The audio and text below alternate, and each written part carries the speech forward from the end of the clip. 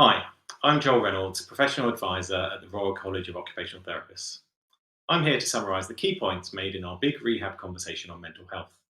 Again, there was great attendance and lots of lively discussion. The first question was, in what new ways could occupational therapists address mental health needs? Overwhelmingly, people spoke about embracing digital ways of working. One example given was the development of a digital care pathway with social care colleagues. There was some chat about how digital provision has helped with service accessibility, but also risks excluding others. Issues here included digital poverty and digital literacy, with examples later given of how occupational therapy has helped to overcome these through judicious use of personal health budgets. COVID redeployment was also discussed. This has provided new opportunities for some members who have been working to support NHS staff with their mental health and well-being. It has also led to permanent moves into NHS occupational health services. Interestingly, we also had examples of work in new settings, such as the construction industry and supporting men's mental health and suicide prevention. This highlighted the benefits of rethinking traditional delivery and adapting communication styles to increase the reach of occupational therapy. The next question was, how can we best build on occupational therapy leadership to innovate and change how we meet mental health needs? A key point made here was that more people now get occupational deprivation due to the impact of lockdown.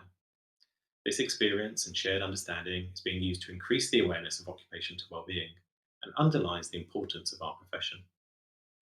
Linked to this was how vital it is for occupational therapists to be in senior positions and at the table when decisions are being made. This allows better influence in organisations and opportunities to collaborate with different services. An example was given of making leadership training standard for all occupational therapy staff so that we're more comfortable leading and can bring about innovation when meeting people's mental health needs. The final question was a big one. How can occupational therapists in all settings drive social justice to tackle mental health inequalities? Crucially, it was recognised that ensuring equal access to services is not enough to tackle inequalities. There needs to be work done to identify occupational therapy interventions that will improve the mental health of the most disadvantaged faster than the rest of the population. The point was raised about how can we understand and support the needs of a diverse population when we are fundamentally not a diverse profession. Raising awareness about the high rates of occupational deprivation, marginalisation and oppression in certain groups was considered one part of this, with a need to bring a cultural humility when learning about the experiences of people we work with. There was also recognition of the many intersectional factors behind health inequalities, which are barriers to well-being. The key message I took from this conversation was that we cannot separate mental and physical health from the social determinants of health and poverty.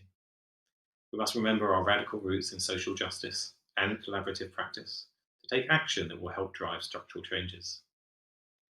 Finally, I'd like to say a huge thank you to everyone who took part in the Big Rehab Conversation on mental health, from myself and from the Royal College of Occupational Therapists.